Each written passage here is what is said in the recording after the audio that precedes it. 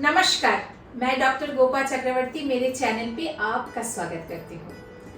आज आप देख ही गए होंगे हमारे साथ एक मेहमान है। मेहमान तो नहीं, हमारे परिवार के हैं। गीता, तुम्हारा स्वागत है। प्रणाम मैम। आपको थंबनेल से पता चल ही गया होगा कि हम लोग किस टॉपिक पे आज बात करने वाले हैं। वैसे जो लोग एग्जाम्स देते हैं उनको तरह तरह का क्वेश्चंस होते हैं मन में, तो मैंने सोचा कि आज तुम्हारे साथ बात करते हैं। गीता, तुमने अभी लास्ट वीक ही तुमने प्रवेशिका पूर्ण का थियरी का एग्जाम दिया, राइट? तुम्हारा जो जर्नी था वो बहुत ही इंटरेस्टिंग मुझे लगा। तुम्हारे साथ बात करने के बाद मुझे ऐसा लगा कि तुम्हारे साथ एक डिटेल बात मैं ऑन कैमरा करूंगी, क्योंकि बहुत लोग ऐसे हैं कि जिन्हें इसके बारे में थोड़ा डिटेल चर्चा करना है। तो गीता, पहली बात यह है कि तुम्हारा ये फर्स्ट थियरी एग्जाम था। जी बिल्कुल। और ये थियरी एग्जाम ज्यादातर एमसीक्यू में होता है। वो नोटेशन जो लिखना है वो कंपलसरी होता है। सातों के सात रागों को मतलब नोटेशन वाइज याद करना इट इज वेरी डिफिकल्ट, लेकिन करना ही पड़ता है। सातों के सात राग तो नहीं करना होता है, लेकिन तीन चार भी अगर कर लेते हैं तो उसमें से ऑप्शन आ जाता है। और तुम्हें उसमें भी थोड़ा डर था, लेकिन इस बार ऐसा हुआ कि ऐसा मतलब क्वेश्चन में आया कि एनी राग, तो कोई भी राग का आप लिख सकते हो। तो ये बहुत तुम्हारा मतलब लॉटरी लग गई। आपका आशीर्वाद भगवान की कृपा। नहीं, ठीक है, मतलब अच्छा हो गया। और मुझे बाद में गीता ऐसा लगा कि ये पहला एग्जाम्स होता है ना, तो हो सकता है कि उन लोगों ने थोड़ा एट ईज करने के लिए स्टूडेंट्स को। और एक और बात है कि ये एमसीक्यू पहले नहीं होता था, ये डिस्क्रिप्टिव ही आता था पहले। लेकिन ये जो एग्जाम है प्रवेशिका पूर्ण 12 साल के बच्चे दे सकते हैं, मतलब उनका जो एज क्राइटेरिया है, क्वालिफिकेशन है 12 साल। लेकिन देखो 12 साल के बच्चे बहुत कम ऐसा होते हैं कि इतना डिटेल वो पढ़ते हैं, तो इसीलिए हो सकता है कि एमसीक्यू टाइप का किया। अभी तुम बताओ कि तुमने किस तरीके से तैयारी किया। बिल्कुल इंटरेस्टिंग जर्नी एक्चुअली। जैसा आपने बोला कि पहला मेरा थियरी एग्जाम था, और एग्जाम देके, कोई भी थियरी एग्जाम देके मुझे सालों हो गए वैसे तो। तो एक थोड़ा सा हल्का डर तो था कि एग्जाम अपीयर करना है, वो भी म्यूजिक का करना है, कैसे होगा, हिंदी में लिखना है। इंग्लिश में लिखना इतने सारे सालों से तो ठीक है, लेकिन जो ऑप्ट इन किया था लैंग्वेज वो हिंदी था। तो अभी I am a working woman, तो उसमें जो डेडिकेटेड एक प्रैक्टिस होता है वो रोज का थियोरी का नहीं होता। जब क्लास में आते हैं सिंगिंग का होता है, अलग अलग रागों की पहचान, अलंकार होते हैं, ताल होता है। लेकिन जब थियोरी की बात आती है तभी हम लोग सोचते हैं कि चलो थियोरी है ना, पढ़ लेंगे कभी। और उस सोच में एग्जाम का टाइम आ जाता है, और मेरे साथ बिल्कुल वही हो गया। एग्जाम की डेट आई, मैंने सोचा चलो अगले महीने एग्जाम है, और एक हफ्ते पहले एग्जाम तक भी मैंने सोचा चलो कर लेंगे। लेकिन इसके बीच में 2-3 चीजें सिर्फ मैंने की। एक तो चीज थी, मैंने आपका जो बुक था वो मैंने रेफर करना शुरू किया, क्योंकि उसमें व्याख्या है बहुत सारे चीजों की, डेफिनेशंस है, उसमें ताल है, उसमें संक्षेप में बहुत सारी चीजें बताई हुई है। So that I read. लेकिन मुझे लगा कि शायद कोर्स बुक में या वो थियोरी में और भी कुछ आने वाला है, जैसा कि जीवनी है पलुष्कर जी की, या भातखंडे जी की, या स्वामी हरिदास जी की, तो उसके लिए मुझे कुछ रेफरेंस चाहिए होगा। तो सबसे पहले तो मैंने 1 महीने पहले जब थियोरी का डेट आया तो मैंने वो काम किया, रागबोध खरीदना। अमेज़न से एक्चुअली मैंने खरीदा, तो वो आ गया 2-3 जो अखिल भारतीय का ये है। जी बुक आ गया, और मैंने ऐसे ही रोज थोड़ा सा देख लेती थी मैं कि क्या है, और एक हाइलाइटर लेके मैं बैठती थी, और व्हाटएवर वाज इंटरेस्टिंग उसमें मैं थोड़ा हाईलाइट करती गई, याद कुछ नहीं किया, बट एक पेज जैसा पढ़ा मैंने, तो उसमें से 2-3 चीजें, जैसा कि उनका बर्थ डेट क्या है, बर्थ ईयर क्या है, कौन सा गांव है जिसमें उनका जन्म हुआ, तो कीवर्ड्स बेसिकली थोड़े मैं हाईलाइट करती गई राग बोर्ड में। ये मैंने थोड़ा 1 महीने से थोड़ा बट उसमें से याद कुछ नहीं था। एग्जाम के लिए प्रिपेयर करने के हिसाब से नहीं, एक बस हिस्ट्री पढ़ रही हूँ ऐसे हिसाब से शुरू किया। फास्ट ट्रैक, फास्ट फॉरवर्ड, 1 हफ्ते पहले एक चीज हिट हुई कि अभी अगले हफ्ते में तो एग्जाम है। फिर आपसे जब बात हुई, आपने बोला कि एक आपने मुझे सैम्पल पेपर दिया था, उसके 3 प्रिंट आउट्स लिए थे, और एक ऐसे ही अटेम्प्ट किया कि अभी तक जो पता है उसके हिसाब से कितना आता है। वो टिक मार्क मैंने ऑब्जेक्टिव क्वेश्चंस में किया, काफ़ी सारे क्वेश्चंस ब्लैंक गए, या मुझे कंफ्यूजन हुआ कि मैं इसको कैसे सॉल्व करूँ, ये तो मुझे आता नहीं है, और मैंने ऑब्जेक्टिव पे ही फोकस किया। जब ये मैं कर रही थी, मैंने पार्ट बी देखा ही नहीं, ऑब्जेक्टिव पे मतलब पार्ट 1 पार्ट बी होता है, पार्ट ए और पार्ट अ और ब। हाँ। तो पार्ट ए पूरा ऑब्जेक्टिव है, तो ऑब्जेक्टिव में मल्टीपल चॉइस क्वेश्चंस है, उसमें फिल इन द ब्लैंक्स है, और उसमें पेयर करना है। तो ये 3 टाइप के क्वेश्चंस थे। तो आपका जो सैम्पल पेपर आपने दिया था उसमें 2 थे, एक तो मल्टीपल चॉइस था और एक फिल इन द ब्लैंक्स था। वो देखते देखते मुझे लगा कि थोड़े आते नहीं है थोड़े, सो उसके हिसाब से मैंने वो राग बोर्ड में थोड़ा याद करना शुरू किया। एक 4-5 दिन पहले की बात है ये एग्जाम से। अभी 3 दिन पहले एग्जाम के, मतलब परसों एग्जाम है, और 2 दिन पहले लिटरली आज मुझे, जब मैं क्वेश्चन पेपर वो वापस देख रही थी, तभी मुझे एक चीज हिट हुई। मैंने वो पन्ना पलट के पार्ट बी देखा। जब आप एक ग्लांस करते हो तभी वो ग्लांस में आप पढ़ते नहीं हो डिटेल में, आप स्कैन करते हो। जब मैंने वो पढ़ा क्वेश्चन पेपर, और ये इस पे मैं एक और बार शायद हम वापस आएंगे ये टॉपिक पे कि स्कैन करना और पढ़ना में क्या फर्क हो सकता है अपने उसमें एग्जाम में। तो मैंने देखा कि उसमें नोटेशन बोला है, तभी इट हिट मी हार्ड कि ये बंदिश और परिचय नहीं लिखना है राग का, नोटेशन मतलब बंदिश का पूरा सरगम लिखना है। और 2 दिन है एग्जाम को, तो मैंने सोचा कि इतने सारे रागों का नोटेशन मैं अभी कैसे ही कर लूं। तभी मैंने आपको फोन भी किया था कि अभी मैं इसको प्रिपेयर कैसे करूं। थैंकफुली आपके YouTube चैनल में आपने बहुत ही विस्तार से एक वीडियो बनाया है कि नोटेशन कैसे लिखा जा सकता है, वो मैंने रेफर किया। बहुत ही डिटेल में आपने बताया है कि कैसे अगर आपको पूरा याद नहीं है तो कैसे स्मार्ट तरीके से आप उसको अप्रोच कर सकते हो, एंड यू कैन स्टिल। हमारे कैमरे में जो है पारस ने भी एग्जाम दिया और उसने भी यही किया है। हाँ, बिल्कुल, कैसे स्मार्ट तरीके से आप उसको अप्रोच कर सकते हो, how you can still score. वो एक्चुअली थोड़ा प्रैक्टिकली मैंने, मतलब जो होता है ना कभी कभी प्रैक्टिकली हमें काम करना पड़ता है, इमोशनली बहुत डिटेल में, मतलब how to keep your mind cool and still appear. क्योंकि एग्जाम है, आप बहुत प्रिपेयर करके गए, वो फिर भी हड़बड़ी हो सकती है, because it's an environment which is meant to stress you out. तो वो देखा 8 राग अभी वैसे तो पूरे हो गए थे, लेकिन नोटेशंस के लिए प्रिपेयर्ड नहीं थे, तो मुझे थोड़ा सा टेंशन तो आ गया कि अब मैं क्या करूं। फिर आपका वीडियो देखा, थोड़ी आपसे बात करने के बाद मैंने सोचा यार आज के दिन में मैं गिव अप कर दूं कि मैं एग्जाम नहीं दूं। मतलब लिटरली ये थॉट आया, इट क्रॉस माय माइंड कि शायद नहीं होगा, 2 दिन में मैं क्या ही कर लूं, या मैंने सोचा लड़ लेंगे। तो थोड़ा सोचने के बाद मैंने सोचा लड़ लेंगे, चलो कर ही लेते हैं। इतने अच्छे गुरु ने वो इतनी अच्छी बात बताई है, तो शायद अटेम्प्ट कर लेते हैं, there is no harm in attempting. तो करना चालू किया, पहले भैरव किया।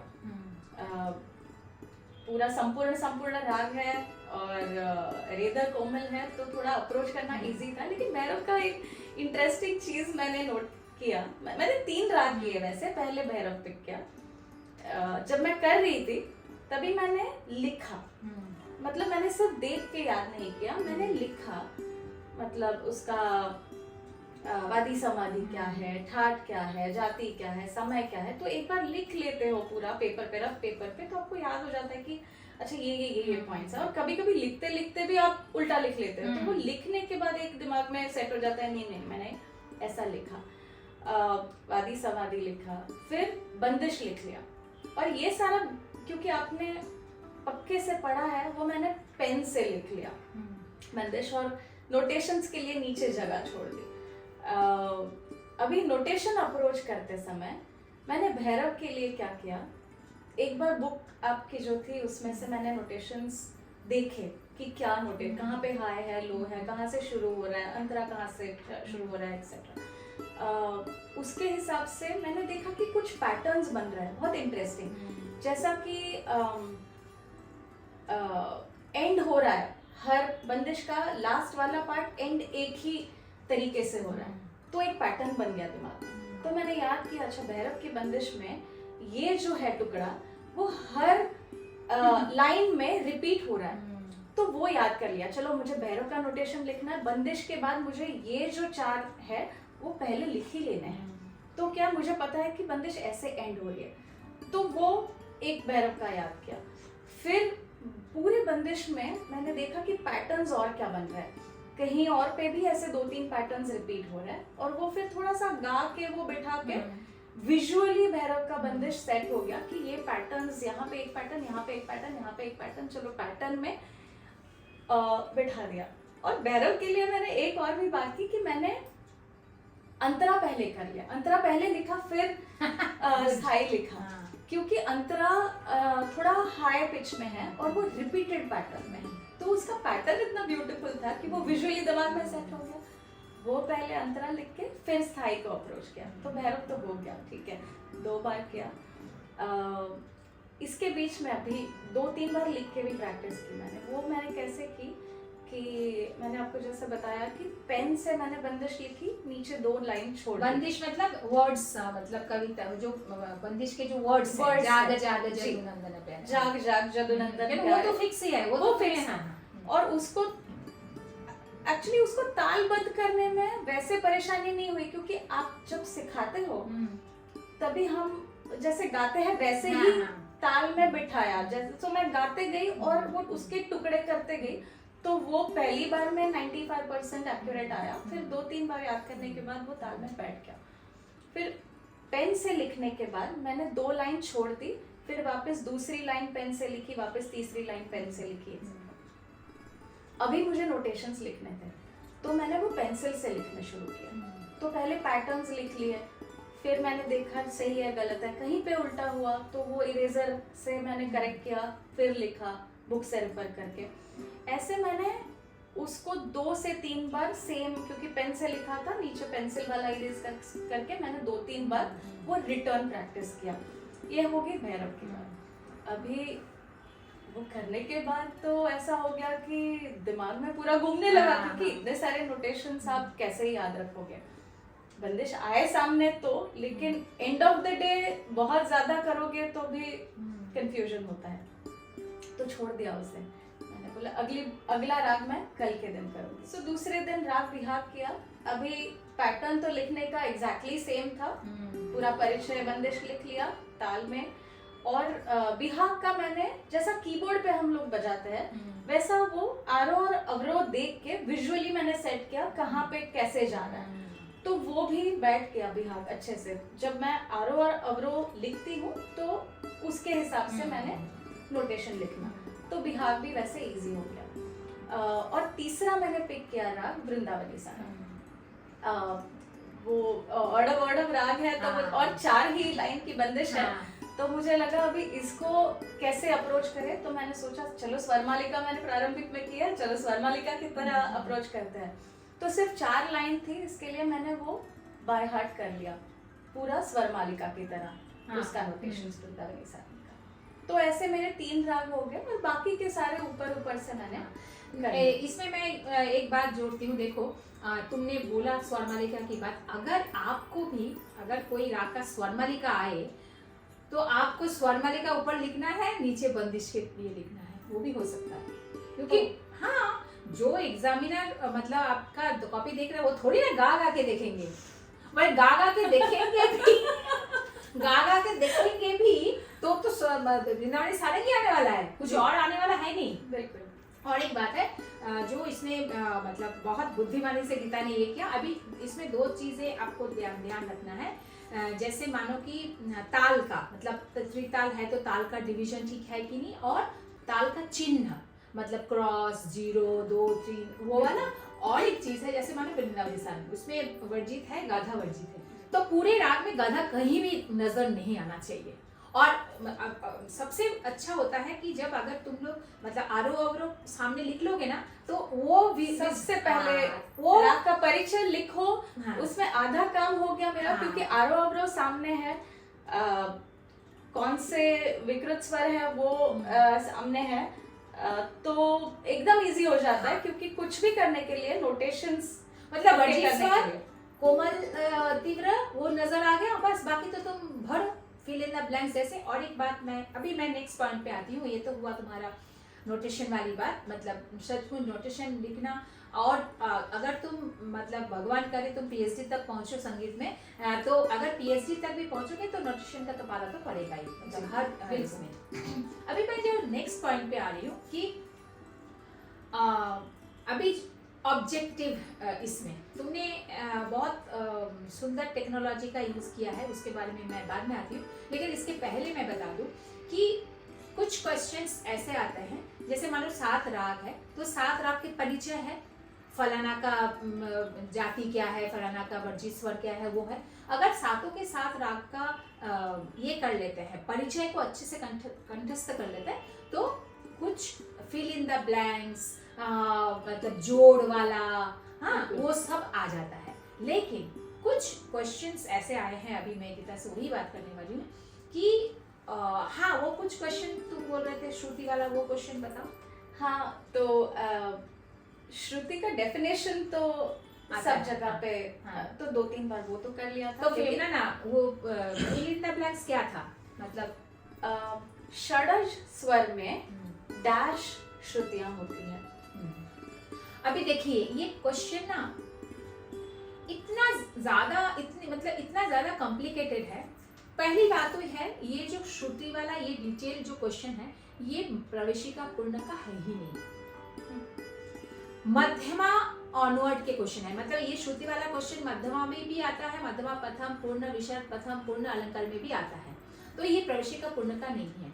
अभी अगर आपने तो बोल के छोड़ दिया कि फिल इन द ब्लैंक्स है, अरे बाबा वो फिल इन द ब्लैंक्स को करने के लिए आपको पढ़ाई तो करना पड़ेगा। आपने तो श्रुति के जो डिवीजन तो आपने पढ़ा ही नहीं, ये क्वेश्चन को आप कैसे अटेम्प्ट कर सकते हैं। मतलब मुझे ये बात मतलब मुझे बहुत ही अटपटा लगा। एक छोटे बच्चे 12 साल के या 13 साल के बच्चे वो ये श्रुति का क्वेश्चन कैसे मतलब ये, तो ऐसे क्वेश्चंस काफी सारे थे। मतलब अगर मतलब मैं ये और एक बात गीता ने कहा कि तुमने कुछ बोला ना कि एग्जाम के पहले दिन तुमने पहले दिन या 2 दिन पहले वेबसाइट से सारे क्वेश्चन पेपर तुमने, मैं आपको बता दूं कि प्रवेशिका पूर्ण के क्वेश्चन पेपर ऐसे हार्ड कॉपी आपको मिलेगा नहीं, क्योंकि वही उसी में तो लिखना है। मतलब स्टूडेंट्स उसी कॉपी में टिक मार्क ये वो करके वो जमा करके आ जाता है, वो तो बाहर आता ही नहीं है। लेकिन आपके जानकारी के लिए ये अखिल भारतीय गांधर्व महाविद्यालय के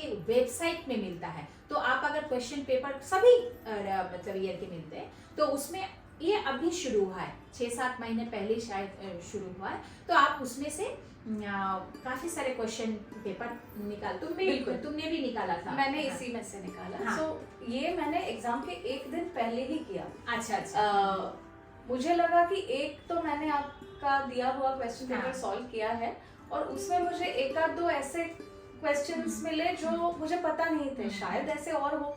तो मैंने अखिल भारतीय के वेबसाइट पे मैंने सोचा चलो देख ही लेती हूँ। तो उसमें था एक सेक्शन जहाँ पे पास्ट पेपर्स थे, और हर साल के जैसे आपने बोला, तो मैंने प्रवेशिका पूर्ण के जितने मतलब मार्च सेशन और दिसंबर सेशन, दोनों सेशंस के मैंने सारे डाउनलोड किए। अभी आई थिंक 2021 या 2020 से सारे हैं दोनों सेशंस के। तो वो डाउनलोड करने के बाद तो खुले रखे मैंने आई जस्ट वेंट थ्रू, क्योंकि टाइम कम था तो मैंने लिटरली स्क्रॉल करके देखना चालू किया, ये आता है, अच्छा इसका आंसर ये है, इसका आंसर ये है, ओके यहाँ पे मैं अटकी। षडश स्वर में कितनी श्रुतियां ये तो मुझे पता नहीं, अभी मैं करूँ क्या। राग बोध जैसा मैंने आपको बोला, मैंने प्रवेशिका प्रथम का ले लिया था, लेकिन उसमें मुझे कहीं रेफरेंस नहीं मिला इसका। अभी मैं फोन आपको कितनी बार करूँ कि अभी क्वेश्चन पेपर में मैं कितनी बार आपको तकलीफ दूं कि मुझे ये वाला क्वेश्चन मेरे एक स्टूडेंट है नोएडा में, उन्होंने भी लिखा, मुझे लिख के भेजा था, इसलिए मुझे पता था ये वाला क्वेश्चन। हाँ, फिर तुमने क्या किया? तो फिर मैंने सोचा चलो टेक्नोलॉजी का थोड़ा यूज करते हैं। हम एआई तो यूज करते ही है काम के लिए, तो मैंने सोचा चलो आज एआई यूज करके थोड़ा पढ़ाई किया जाए।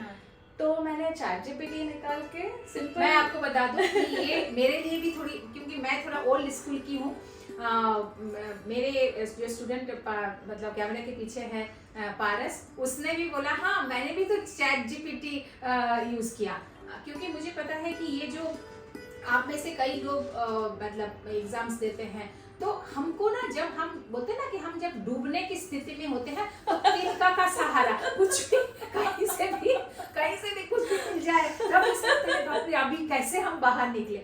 तो मुझे ये बहुत इंटरेस्टिंग लगा, तब मैंने गीता को कहा कि अच्छा ये चैट जीपीटी में है क्या, क्योंकि मैंने ये क्वेश्चन क्यों पूछा, भाई हमारे जैसे किसी ने तो उसमें डाला होगा चैट जीपीटी में, मतलब वो तो हवा से तो आया नहीं, लेकिन इतना अच्छे से उसमें डाला गया है। हाँ, तो फिर तुमने क्या मतलब? तो चैट जीपीटी खोल के मैंने सोचा चलो देख ही लेती हूँ, क्योंकि chat GPT has answers for everything. It is, वो तो कहीं से भी पूरे इंटरनेट पे जितनी चीजें हैं वहां से आता है। पहला question, how many shrutis are there in swar shadja, और फिर उसने चैट जीपीटी ने मुझे आंसर दिया। तो षडज स्वर की 4 श्रुतियां है, उसके आंसर के साथ साथ बाकी के स्वर की भी मुझे श्रुतियां उसने दे दी आंसर के तरफ से। मैंने तुरंत एक रफ नोटबुक लेके वो सारी श्रुतियां ले ली, और उसका जो पैटर्न था 4 3 2 4 4 3 2, वो फिर से बोलो, 4 3 2 4 4 3 2। अभी ये पूरा तुम जब तक म्यूजिक की एग्जाम दोगे तब तक ये बिल्कुल याद रहेगा, बिल्कुल याद रहेगा, क्योंकि वो एक म्यूजिकली बैठ गया, 4 3 2 4 4 3 2 जैसा वो स्वर की तरह बैठ गया। तो वो याद कर लिया, तो चलो सेट हो गया। फिर मैंने सोचा कि जितने अभी क्वेश्चन आ रहे हैं ऐसे आड़े टेढ़े, मैं चैट जीपीटी को पूछना शुरू करती हूँ। तो 10 एक पेपर्स थे, while I was going through objectives, ऐसे कई सारे आए मुझे क्वेश्चंस जो मुझे नहीं पता थे।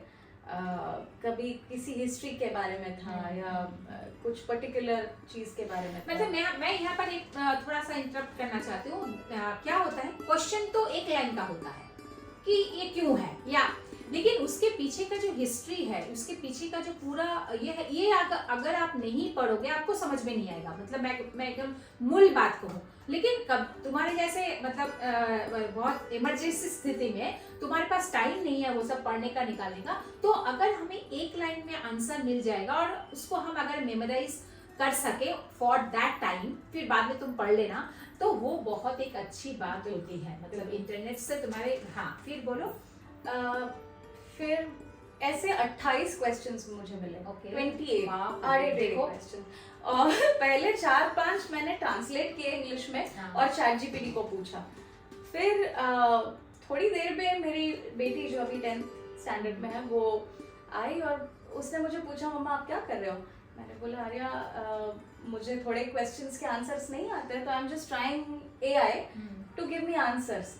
फिर उसने थोड़ा सा लैपटॉप में देख के उसने मुझे बोला लेकिन आप उसको इंग्लिश में क्यों ट्रांसलेट कर रहे हो, चैट जीपीटी तो आपको कोई भी लैंग्वेज में आप रशियन में लिख लो, रशियन में जवाब देगा। अच्छा, तो मैंने सोचा ये तो ट्राई करते हैं, क्योंकि लिखना तो हिंदी में है तो English translations are not as useful. तो फिर मैंने जो क्वेश्चन था वो एज इज डालना शुरू किया प्रॉम्प्ट में, तो उसके आंसर भी ऐसे आने शुरू हो गया मुझे। तो now chat GPT was throwing answers in Hindi the way I wanted it. तो थोड़ा सा जैसा एग्जाम के लिए ये तो सारे ऑब्जेक्टिव्स ही है, तो मैंने उसको मोल्ड नहीं किया कुछ ऐसे और संक्षेप में लिखो ऐसा, लेकिन मुझे जवाब तो सारे मिल गए। लेकिन मैंने वहां पे छोड़े नहीं, मैंने एक रफ नोटबुक साथ में रखा था और उसमें जितने मैंने चैट जीपीटी को को क्वेश्चन पूछे उसके सारे जवाब थोड़े से एक्सप्लेनेशन के साथ लिख ले कि मेरे साथ वो जिंदगी भर है बाद में। तो इस तरीके से मैंने कुल 28, ये एक रेफरेंस बन गया थियरी का मेरे लिए। और बाकी के जो ऑब्जेक्टिव क्वेश्चंस थे वो थोड़े स्ट्रेट फॉरवर्ड थे, लेकिन उसमें जैसा एक पैटर्न होता है, मैथ में पैटर्न होता है, अलंकार के 2 टुकड़े दिए थे, तीसरा टुकड़ा लिखना था और चौथा टुकड़ा दिया था।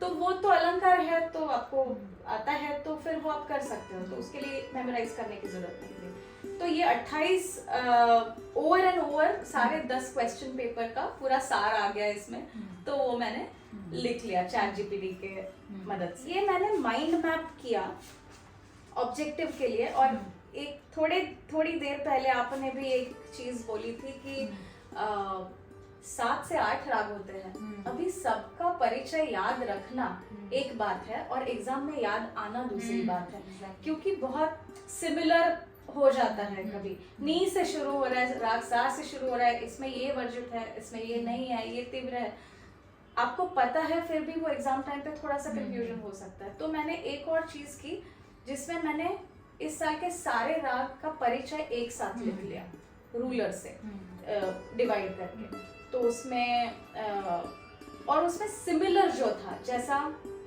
कोई भी राग में जैसा आशावरी और अलैया बिलावल दोनों का वादी समाधि है धैवत और गंधार, ध और ग।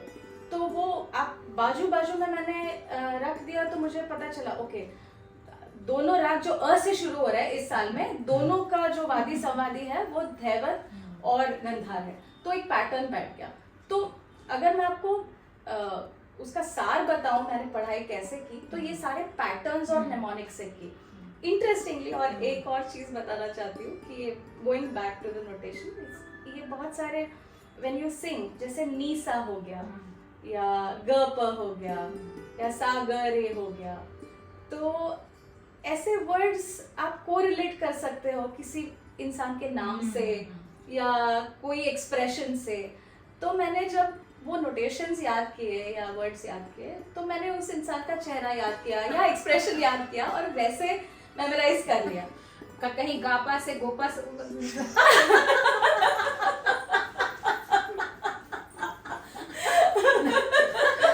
नहीं होता उधर, बिल्कुल गापा और गोपा।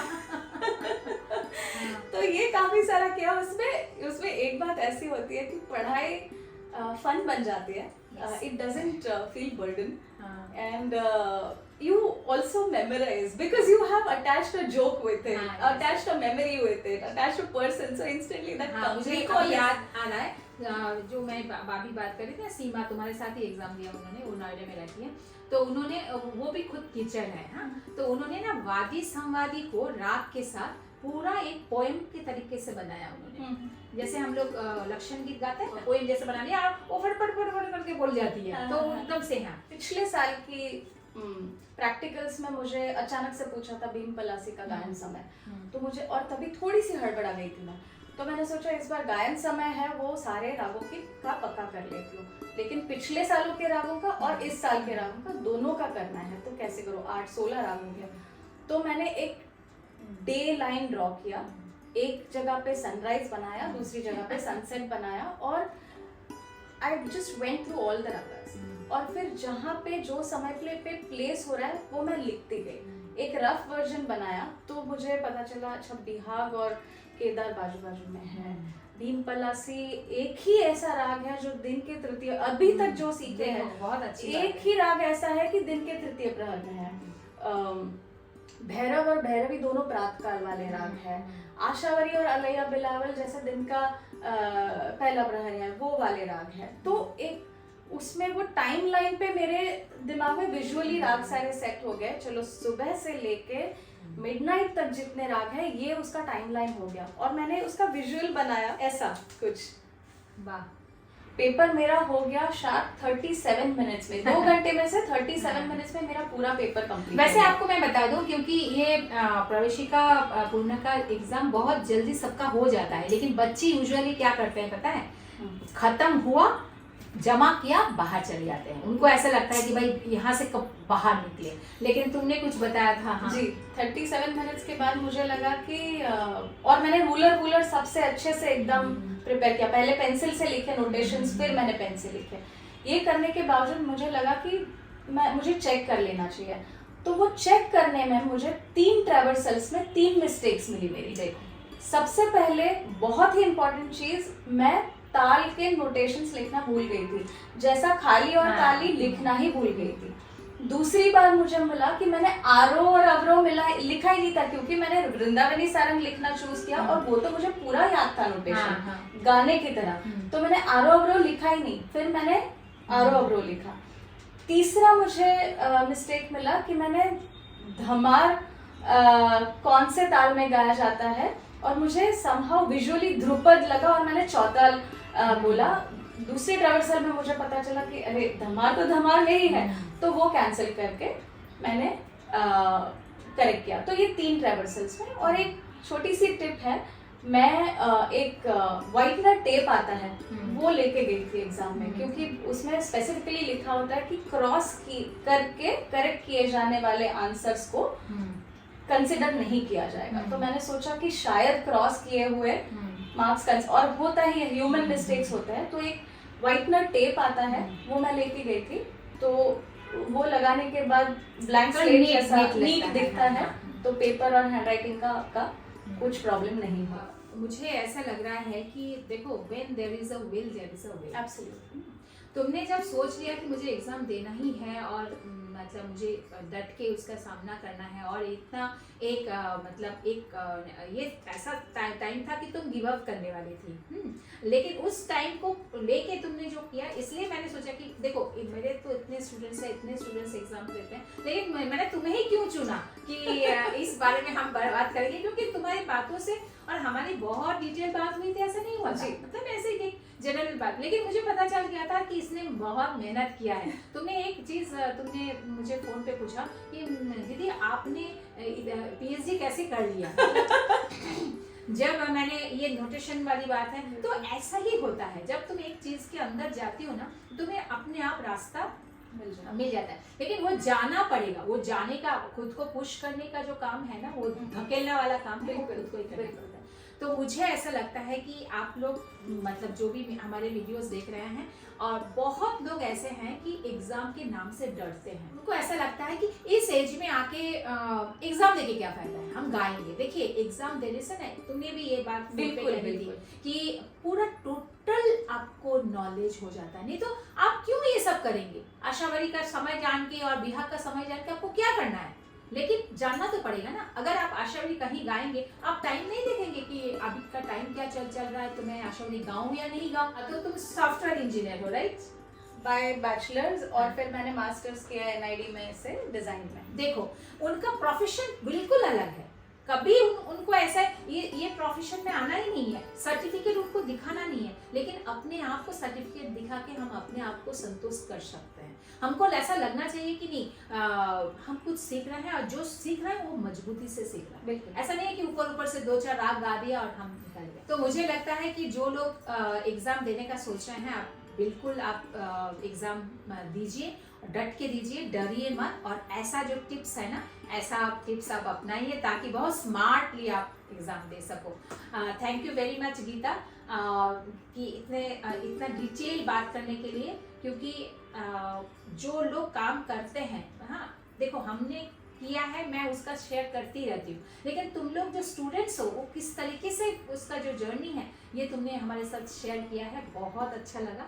और गॉड ब्लेस यू, तुम्हारा रिजल्ट भी बहुत अच्छा है, और तुम ऐसे ही आगे सीखते जाओ। Thank you so much. It wouldn't have been possible if you wouldn't have motivated मी।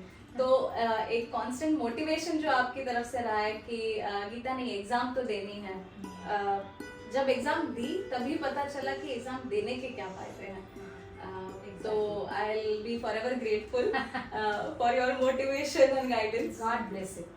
नमस्कार।